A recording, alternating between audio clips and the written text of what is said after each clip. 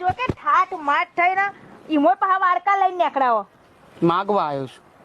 ઓહો બાપા, જિંદગીમાં પહેલી વાર આવા જો આ ઠાઠ માઠ થઈને વળી માંગવા નીકળાવા કોઈ. નેકર હોતી. મારા ડેડની મિલકત છે, હું વાપરું છું, તો તમને શું વાંધો?